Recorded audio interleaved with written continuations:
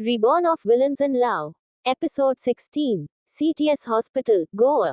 अर्थ की कार अस्पताल के बाहर आकर रुकती है और वो तुरंत अस्पताल के अंदर जाता है और रिसेप्शन से अपनी पत्नी भूमिका के कमरे की जानकारी लेता है और तुरंत लिफ्ट से होते हुए उस तरफ चला जाता है। आर्थ के चेहरे पर घबराहट साफ साफ दिख रही थी।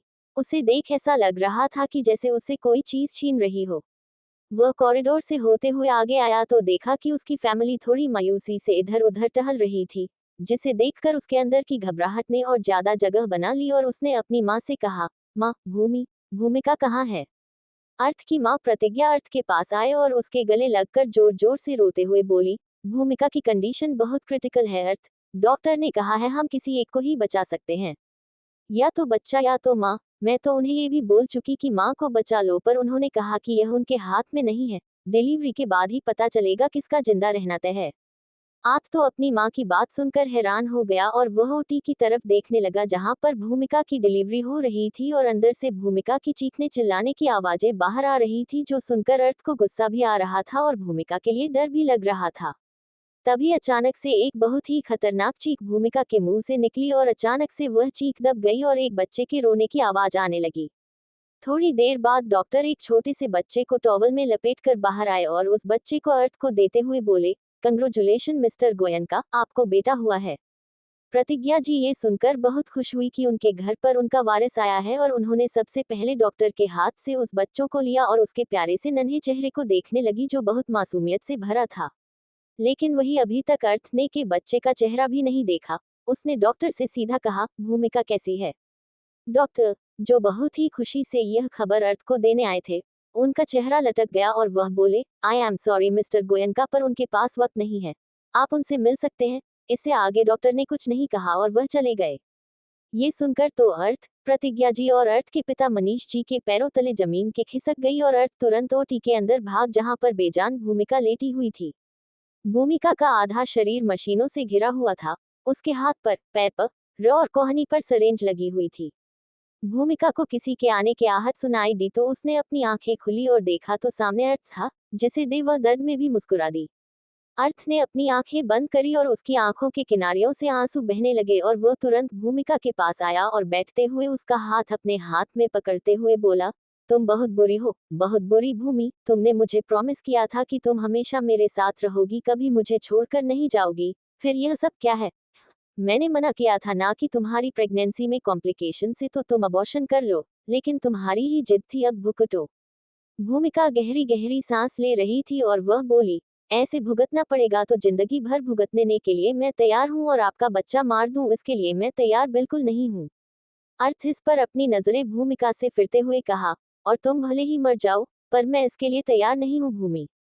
भूमिका ने अपना हाथ उठाया और अर्थ के चेहरे पर रखते हुए बोली, हमें पता है आप हमसे बहुत नाराज है, पर हम जानते हैं कि आपको ये बच्चा कितना प्यारा है, और अपने बच्चे के लिए मैं अपनी जान भी दे सकती हूँ। अर्थ की आंखों से अब झराझर आंसू आने लगे और उसने अपना माथा भूमिका के माथे से मिलाया और बोला, क्यों जा रही हो मुझे छोड़कर? क्या तुम्हें अच्छा लगेगा कि मैं यहाँ तुम्हारे बिना इस दुनिया में तड़पता रहूं? भूमिका इस पर अर्थ के माथे को चूमते हुए बोली, नहीं, बिल्कुल नहीं चाहती कि आप तड़पे, इसलिए आपसे एक वादा चाहती हूँ, बोलिए देंगे न मुझे वादा? आठ इस पर अपना सर हमें हिलाते हुए बोला, जो बोलोगी वह करूंगा, जैसा वादा मानोगी ऐसा वादा करूंगा, शिवाय कि दूसरी शादी नहीं करूंगा। भूमिका इस पर मुस्कुराए और बोली, हम आपसे ये वादा मांगेंगे भी नहीं कि आप किसी और से शादी कर ली। क्या पता वह लड़की कैसी हो और हमारे बच्चे को प्यार करे ना करे, पर हाँ अगर सच में किसी से प्यार हो जाए और वह लड़की अच्छी हो तो उसे अपनी जिंदगी में आने देना, मेरे कारण उसे अपनी जिंदगी से दूर मत करना।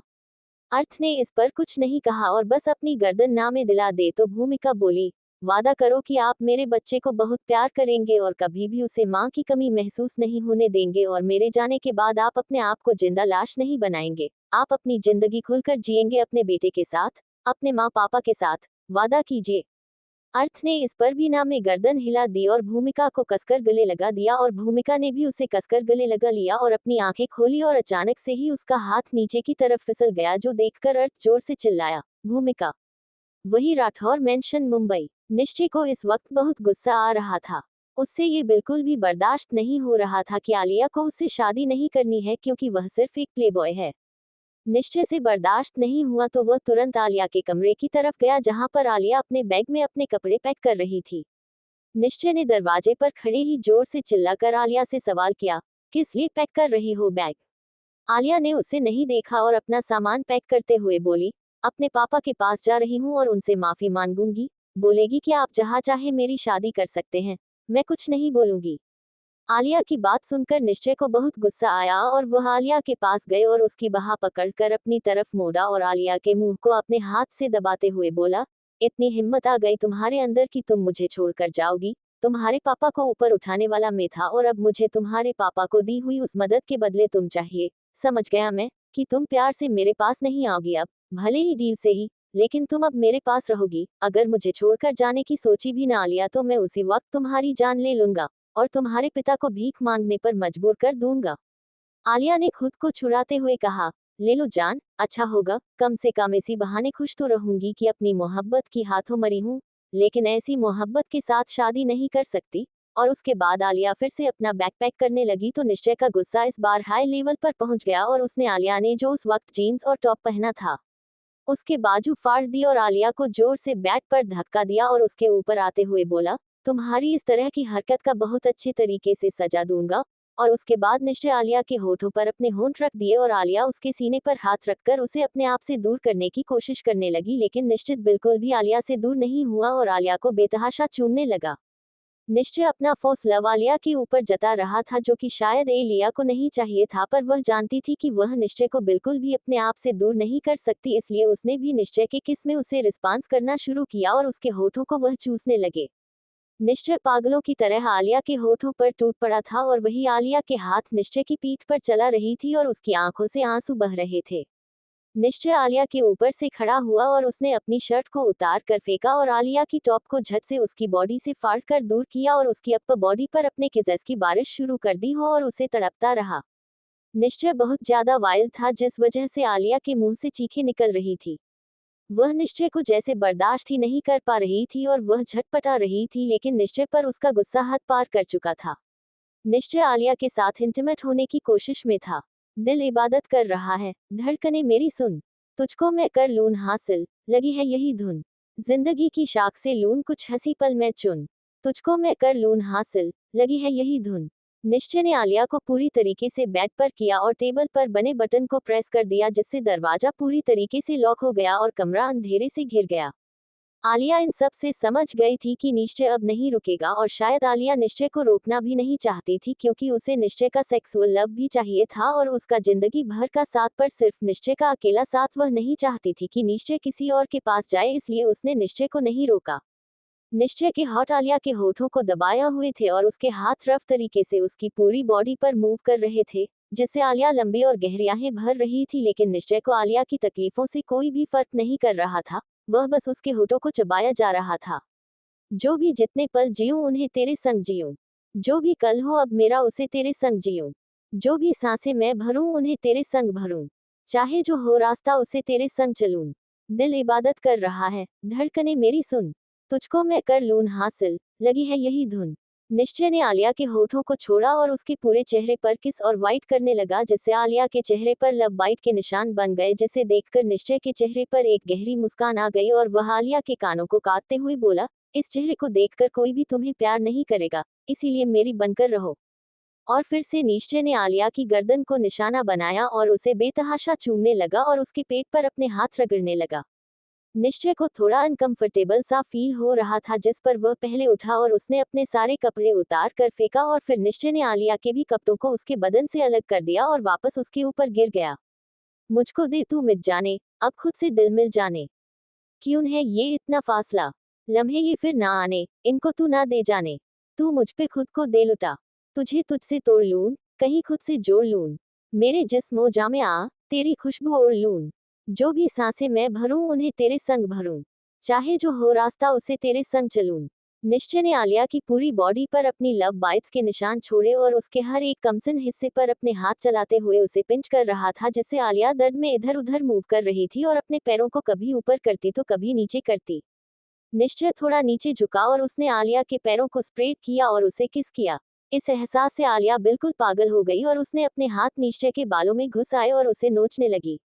निश्चय उसके ऊपर उठा और आलिया की क्लीवेज, सीने में, पेट, बेली, थाई, पैर, पैर की उंगलियों पर भी किस और बाइट्स करने लगा। बाहों में दे बस जाने, सीने में दे छुप जाने। तुझ बिन मैं जाऊं तो कहाँ, तुझसे है मुझको पाने यादों के वो नजर आने। एक जिन पे हक हो बस मेरा, तेरी यादों में रहूं, तेरे ख्वाबों में जगूं। मुझे ढूंढे जब कोई, तेरी आंखों में मिलूं। जो भी सांसें मैं भरूं उन्हें तेरे संग भरूं। चाहे जो हो रास्ता उसे तेरे संग चलूं। कुछ पल में वह पूरा पागल हो चुका था और एक तेज चीख आलिया की पूरे कमरे में गूंज गई। निश्चय अपनी मूवमेंट जारी रखता है और आलिया ने अपना एक हाथ अपने मुंह पर रखा था जिससे वह चिल्लाई ना, और दूसरा हाथ उसने बेडशीट पर रखा था और उसे कस के वह दबोच रही थी, उस पर अपनी नाखून गड़ा रही थी जिससे बेडशीट हल्की हल्की फट रही थी। आलिया की आंखों से आंसू बहने लगे थे और अब उसने अपने मुंह से हाथ हटा लिया और तेज तेज चिल्लाने लगी। निश्चय अपने आप को जारी रखते हुए बोला, I really like your scream on my bed baby, not at other places, scream loud, I want to listen your moan voice because that gives me energy. Alia सच में बहुत तेज तेज चिल्ला रही थी, लेकिन एक बार भी आलिया ने यह नहीं कहा कि निश्चय रुक जाए। चाहे आलिया उसे रोकती या ना रुकती, निश्चय रुकने वाला नहीं था। दिल इबादत कर रहा है, धड़कने मेरी सुन, तुझको मैं कर लूं हासिल, लगी है यही धुन। 2 दिन बाद, मुंबई एयरपोर्ट, एक प्राइवेट जेट लैंड किया और उसमें से अर्थ अपने असिस्टेंट ऋषि के साथ बाहर आया। इस वक्त अर्थ के चेहरे पर कोई भी एक्सप्रेशन नहीं था। उसका ऑरा बहुत ही ज्यादा ठंड और सख्त लग रहा था। उसने पिछले दिन ही अपनी बीवी भूमिका का अंतिम संस्कार किया था और आज वह मृत्युंजय के साथ मीटिंग के लिए मुंबई आ गया। सबने अर्थ को बहुत रोका कि वह उसे मीटिंग को कैंसिल कर दे और कम से कम 1 महीना काम की बात छोड़ दे, लेकिन अर्थ नहीं रुके। लेकिन अर्थ की माँ बहुत अच्छे से जानती थी कि अर्थ क्यों गोवा से मुंबई जा रहा है और वह चाहती भी थी कि अर्थ गोवा से कहीं दूर चला जाए, क्योंकि अगर वह गोवा में रहता तो भूमिका की यादों से बार बार आती और यह चीज उसे परेशान भी कर सकती थी। अर्थ चलते हुए अपनी एक बुक की हुई कार में आया और ड्राइवर ने होटल की तरफ कर चला दी। Taz hotel. इसी होटल में अर्थ ने अपने लिए रूम बुक किया था और वह सीधा कर से उतरकर रिसेप्शन पर गया, अपने कमरे की चाबियां ली और सीधा कमरे में चला गया। ऋषि का भी इसी होटल में रूम बुक था जो कि अर्थ के रूम के ठीक सामने था और ऋषि भी उसके पीछे पीछे अपने कमरे की तरफ चला गया और अपने कमरे में आया और अपने कमरे को अंदर से लॉक किया और अपना ब्लेजर उतार कर सीधा वॉशरूम गया और शॉवर चलाकर उसके नीचे खड़ा हो गया और अपनी आंखें बंद कर ली। उसकी आंखों के सामने केवल और केवल भूमिका का चेहरा था। कभी भूमिका हंसती, कभी बोलती, कभी खिलखिलाकर हंसती, कभी उसकी आंखों से मोटे मोटे आंसू बहते, कभी वह उदास होती, कभी वह बच्चों की तरह प्यारी प्यारी मासूम हरकत करती, तो कभी वह अर्थ को छेड़ती, कभी वह अर्थ को प्यार करती। ये सारे सीन अर्थ के दिमाग में किसी फिल्म की रील की तरह घूम रहे थे। अगर वहां कोई और मौजूद होता तो शायद वह अर्थ के आंखों से बाहरी आंसू को नहीं देख पाता, लेकिन अर्थ को महसूस हो रहा था कि उन सवार की बूंद के साथ साथ उसकी आंखों से जरा जरा आंसू बह रहे हैं जो कि सिर्फ भूमिका के लिए थे। अर्थ ने अपने हाथ का मुक्का बनाया और दीवार पर दे मारा और बहुत तेज चिल्लाया। और अर्थ वही बाथरूम में ही घुटने के बल पर बैठ गया और जोर जोर से रोने लगा। पूरे बाथरूम में अर्थ के रोने की आवाज गूंजने लगी। हल्की हल्की आवाज कमरे में भी जा रही थी, लेकिन कमरा साउंड प्रूफ था इसलिए कमरे के बाहर आवाज नहीं जा रही थी। थोड़ी देर बाद अर्थ शवल लेकर अपने बदन पर एक टॉवल लपेटकर बाहर आया और आईने के सामने खड़ा हो गया और जैसे ही अपने बाल ठीक करने के लिए आईने में देखा, उसे आईने में भूमिका का अक्स दिखने लगा जो उसे कह रहा था, आप बहुत हॉट लगते हैं, ऐसे मेरे सामने टॉवल लपेटकर मत आया कीजिए, मेरा कुछ कुछ करने का मन करता है आपके साथ। और आप मुझे अपने पास हमेशा नहीं आने देते, कहते हैं तुम्हें ही दर्द होगा, लेकिन मैं कहती हूँ कि मुझे ये दर्द सहना है। प्लीज मुझे प्यार करो ना मेरे मिस्टर हैंडसम हस्बैंड। पर तभी अचानक से भूमिका का अक्स आईने से गायब हो गया और जो हल्की सी मुस्कुराहट अभी अर्थ के चेहरे पर आई थी वह भी गायब हो गई और गुस्से में बदल गई और उसने गुस्से से एक लात बेड पर मारी और बोला, तुमने मेरे साथ अच्छा नहीं किया भूमिका, बिल्कुल भी अच्छा नहीं किया, मुझे अकेला इस दुनिया में छोड़कर चली गई, बहुत बुरी हो, बहुत ज्यादा। रात का वक्त, द फायर विलर। शिवांगी और मृत्युंजय दोनों ही बेड पर आराम से सो रहे थे कि तभी शिवांगी नींद में ही कुछ बड़बड़ाने लगी और उसके चेहरे पर उस वक्त पसीना छा रहा था। मत मारो, मत मारो, मर जाएगा, उसे मत मारो, मत मारो उसे, मत मारो, प्लीज उसे छोड़ दो। शिवांगी बड़बड़े जा रही थी और उसके चेहरे की घबराहट बढ़ती जा रही थी। शिवांगी का बड़बड़ाना तेज हुआ तो मृत्युंजय की भी आंखें खुल गई। उसने साइड लैंप को ऑन किया और शिवांगी के चेहरे को देखा तो उसकी चेहरे पर पसीना था और वह कुछ कुछ बोल रही थी जो ठीक से क्लियर नहीं था। Rabbit queen what happened? नींद में बोलने की बीमारी लग गई क्या तुम्हें? मृत्युंजय ने उसे हिलाते हुए कहा। लेकिन शिवांगी नहीं उठी और उसका बदबधाना तेज हो गया और एक जोर की चीख से शिवांगी उठकर बैठ गई। शिवांगी उसके बाद तेज तेज रोने लगी। आ रहा उम्मा। मृत्युंजय को कुछ समझ में नहीं आया तो उसने शिवांगी का चेहरा अपनी तरफ कर बोला, क्या हुआ? तुम रो क्यों रही हो? कोई बुरा सपना देखा? शिवांगी ने अपना सर मृत्युंजय के सीने में छुपाया और उसे पकड़ते हुए जोर जोर से रोने लगी। मेरा बच्चा मार दिया, मेरा बच्चा मार दिया, उसने मेरा बच्चा, मर गया मेरे दोनों बच्चे। शिवांगी बस रो ही जा रही थी जिस पर मृत्युंजय ने उसका चेहरा उठाया और बोला, बस हमारे तीनों बच्चे एकदम सेफ है। क्या कुछ भी सोच रही हो, कुछ भी बोल रही हो? शिवांगी ने रोते हुए अपनी गर्दन ना में हिलाए और उसे रोते हुए बोली, उसने मार दिया मेरे बच्चे को मेरी आंखों के सामने और मैं कुछ नहीं कर पाए। मेरी वजह से हमारा बच्चा चला गया। मृत्युंजय। रोते हुए शिवांगी ने अपनी गर्दन नीचे कर ली और वह अभी भी सुबक कर रही थी। मृत्युंजय को गुस्सा आ रहा था शिवांगी की ऐसी वही याद बातों पर। मृत्युंजय ने शिवांगी के चेहरे को अपने एक हाथ से दबाया और ऊपर करते हुए उसे अपनी लाल के दिखाते हुए कहा, ये सिर्फ एक सपना है रैबिट क्वीन, सिर्फ एक डरावना सपना। इस सपने को लेकर इतना मत सोचो। मेरे दोनों बच्चे अभी भी तुम्हारे पेट में है और तनु भी अपने रूम में शांति से सो रही है। कुछ नहीं हुआ तीनों को। जबरदस्ती मेरे तीनों बच्चों को करने के बारे में सोचो मत। मृत्युंजय के ऐसे बोलने पर शिवांगी डर गई और उसने अपनी नजरें चारों तरफ घुमाई तो उसने पाया कि वह मृत्युंजय की कमरे में थी, जिस पर उसने एक गहरी सांस ली और मृत्युंजय के सीने पर अपना सर रखते हुए बोली, तुम जश्न को कब मारोगे? मृत्युंजय ने भी शिवांगी को अपनी बाहों में लिया और बोला, तुम चाहती हो कि मैं उसे मार डालो? शिवांगी ने इस पर हाँ में अपनी गर्दन हिलाते हुए कहा, पहले नहीं चाहती थी, लेकिन अब चाहती हूँ क्योंकि जब से मेरी प्रेगनेंसी की खबर बाहर आई है, मुझे डर लगता है कि कहीं वह जश्न कुछ कर ना दे। मृत्युंजय ने शिवांगी को अपनी बाहों में मजबूती से थामा और बोला, उसे जश्न ओबोरोय के अंदर इतनी हिम्मत नहीं कि वह मेरे बच्चों को मुझसे छीन सके। इस बार को आएगा लेकिन अर्थी पर जाएगा। ये सुन शिवांगी मृत्युंजय के सीने से दूर हुई और उसका चेहरा देखने लगी तो मृत्युंजय ने शिवांगी को बेड पर ठीक से लेट आया और तकिया पर उसका सर तकिए पर रखते हुए उसके माथे को चुमा और बोला, ज्यादा मत सोचो, ना ही जश्न के बारे में, ना ही अपने सपने के बारे में। सब कुछ भूल जाओ और शांति से सो जाओ। सुबह का वक्त। सुबह के लगभग 10 बजे जाकर शिवांगी की नींद खुली। आंख खुलते ही शिवांगी की नजर अपनी साइड पर गई जो कि खाली थी। शिवांगी बेड पर उठकर बैठ गई और बोली, ये कहाँ चला गया? और फिर बेड से उठकर वॉशरूम गई, नहाकर बाहर आई, क्लोजेट गई और एक येलो कलर की ब्यूटीफुल साड़ी पहनी और सीधा तन्नू के रूम में गई। तनु का रूम बिल्कुल क्लीन था, सारी डस्टिंग सारी सफाई हो चुकी थी और तनु अपने बेड पर नहीं थी। शिवांगी अपना सर खुजलाते हुए बोली, ये सुबह सुबह बाप बेटी कहाँ चले गए? कहते हुए शिवांगी तनु के कमरे से बाहर निकली और सीढ़ियों से होते हुए नीचे हॉल में आए। हाल में आकर उसने देखा कि सोफे पर बैठकर योग्यता किसी से फोन पर हंसते मुस्कुराते हुए बात कर रही थी। शिवांगी को उससे मृत्युंजय और तनु के बारे में पूछना था लेकिन योगिता को किसी से बात करते थे उसने अपने आप को रोक लिया। योगिता ने फोन काटने से पहले अपनी आखिरी लाइन बोली, जी शुक्रिया, आपने हमें सारी इन्फॉर्मेशन दी, अब हम इसी के हिसाब से सारी तैयारी करेंगे। जी शुक्रिया, थैंक यू। और उसके बाद योगिता जी ने फोन काट दिया। अपनी बात खत्म करने के बाद योगिता जी पलटी और जैसे ही उसने शिवांगी को देखा वह मुस्कुराए और शिवांगी के गाल को प्यार से सहलाया और उसके माथे को चूमते हुए बोली, उठ गई मेरी बच्ची बच्ची। शिवांगी मुस्कुराए और बोलो, हाँ माँ मैं उठ गई, लेकिन आपका बेटा और आपकी पोती कहाँ है? मुझे देख ही नहीं रहे। योगिता ने ये सुन अपनी आंखें छोटी करके शिवांगी को देखा और फिर शिवांगी को एक तरफ इशारा करते हुए बोले, जरा उधर घड़ी पर समय देखना क्या हो रहा है। शिवांगी ने उधर ही देखा जहां योगिता जी बोली थी तो वहां घड़ी में 10:30 हो रहे थे, जिसे देखकर शिवांगी की आंखें बड़ी हो गई। वह झट से सोफे से खड़ी हुई और बोली, 10:30 बज गई, मैं इतनी लेट तक सो रही थी, पर कल तो मैं जल्दी सो गई थी, उसके बावजूद, है भगवान, मेरे बच्ची लेट हो गई स्कूल के लिए, पता नहीं कहाँ चली गई। योगिता जी ने इस पर एकदम से कहा, स्कूल चली गई क्या? शिवांगी ने योगिता जी को देखते हुए कहा तो योगिता जी बोली, हाँ तनु स्कूल चली गई और मृत्युंजय अपने ऑफिस चला गया। सुबह 7 बजे ही मृत्युंजय उठ चुका था, उसने मुझे बोल दिया था कि मैं तनु को तैयार कर दूं और वह खुद नहाने चला गया।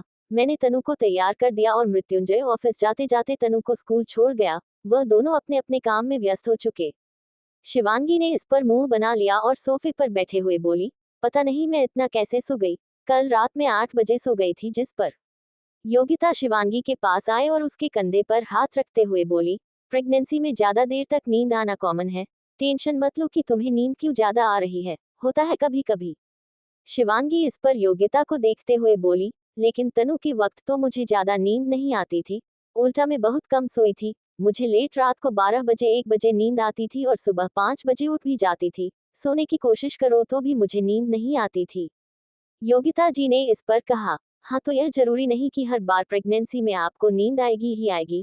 जैसे मुझे मृत्युंजय के वक्त पर नॉर्मल नींद आती थी, पर साक्षी के वक्त पर मुझे इतनी ज्यादा नींद आती थी कि पूछो मत। अपनी बातों में योगिता जी एक नाम ले गई जिस पर शिवांगी ठहर गई और उसने सवाल किया, साक्षी, ये कौन है? योगिता जी को शिवांगी के सवाल पर ध्यान आया कि उसने बातों बातों में साक्षी यानी कि अपनी खुद की बेटी मृत्युंजय की बहन का नाम ले लिया। योगिता जी सोफे से खड़ी हुई और बोली, कोई नहीं है। इसके बाद योगिता जी जाने लगी तो शिवांगी ने उसका हाथ पकड़ लिया और बोली, कोई नहीं है, ऐसा तो हो ही नहीं सकता क्योंकि हड़बड़ाहट में या जल्दबाजी में या बातों बातों में अगर किसी का नाम निकलता है तो वह हमारे दिल के बहुत करीब होता है। उसके साथ कोई ना कोई कनेक्शन तो होता ही है, चाहे वह अच्छा हो चाहे बुरा हो। कौन है साक्षी? योगिता का दिल बैठाया साक्षी का नाम सुनकर और वह रंध्याई हुई आवाज में बोली, मृत्युंजय की बहन है, उसकी छोटी बहन। मृत्युंजय के पिता की मौत के बाद वह घर छोड़कर चली गई। नहीं जानती मैं कि वह कहाँ है, किस हालत में है। मृत्युंजय ने भी कभी जानने की कोशिश नहीं करी, क्योंकि वह उस इंसान के लिए इस घर को छोड़कर गई थी, जो इंसान सिर्फ इस घर की बर्बादी चाहता था।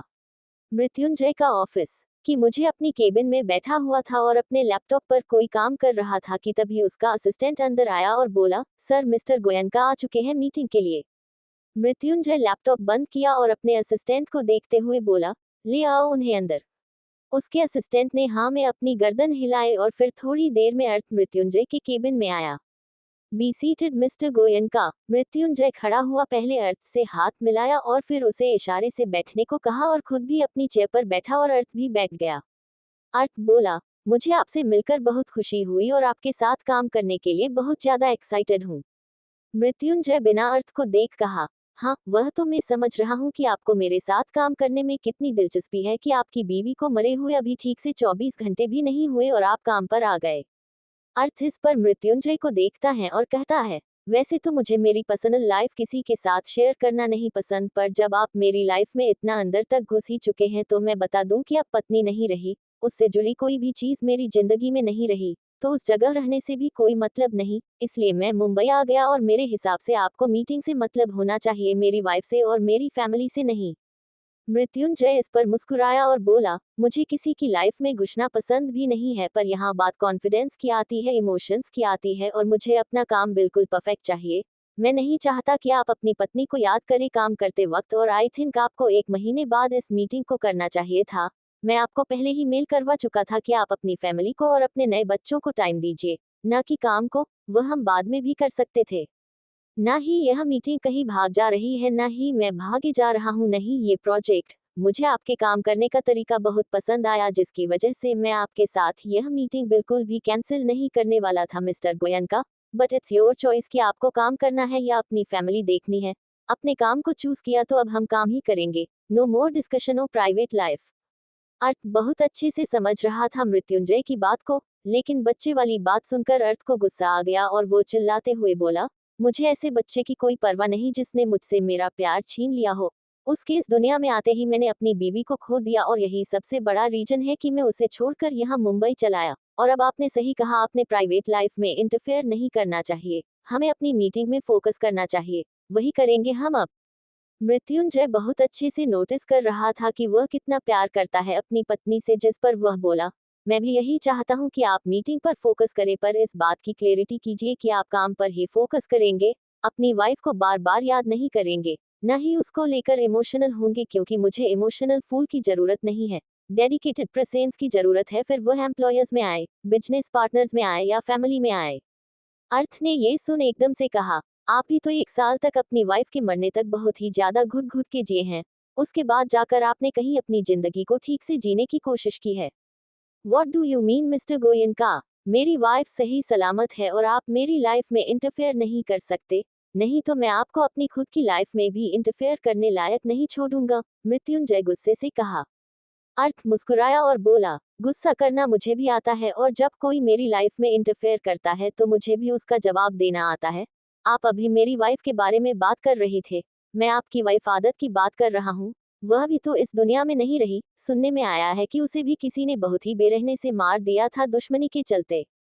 आदत का नाम सुनकर मृत्युंजय की आंखों के सामने वह मंजर घूम गया और उसने कड़क स्वरों में कहा, आई थिंक हमें मीटिंग शुरू कर देनी चाहिए। उसके बाद अर्थ ने भी मृत्युंजय को भड़काना बंद कर दिया और दोनों ने एक प्रोजेक्ट पर डिस्कस करना शुरू कर दिया। लगभग 2 घंटे बाद दोनों को एक फाइनल रिजल्ट मिला और मृत्युंजय अर्थ की सोच समझ से काफी इम्प्रेस हुआ और उसने वह प्रोजेक्ट अर्थ के साथ करने का नक्की किया। मृत्युंजय और अर्थ दोनों खड़े हुए और मृत्युंजय ने फिर से अर्थ से हाथ मिलाया और बोला, मुझे बहुत अच्छा लगा आपके साथ मीटिंग करने में। सच में आप बहुत ही ज्यादा डेडिकेटेड इंसान हैं अपने काम को लेकर। अब हम इस प्रोजेक्ट को जब शुरू करेंगे तब मिलते हैं। अर्थ ने सिर्फ अपनी गर्दन हिलाई और फिर वहां से चला गया और मृत्युंजय अपनी सीट पर बैठ गया और अपना सर पीछे की तरफ टिका दिया और अपनी आंखें बंद कर ली। अभी भी मृत्युंजय के दिमाग में आदत नाम गूंज रहा था। जब से अर्थ ने उसे वापस आदत की याद दिलाई थी उसके सामने उसकी आंखों में वह मंजर घूमने लगा था जो उसने घर पहुंचने वक्त देखा था। फ्लैशबैक। मृत्युंजय अपने फ्लैट में पहुंच चुका था लेकिन उसे कहीं भी आदत नहीं दिखी।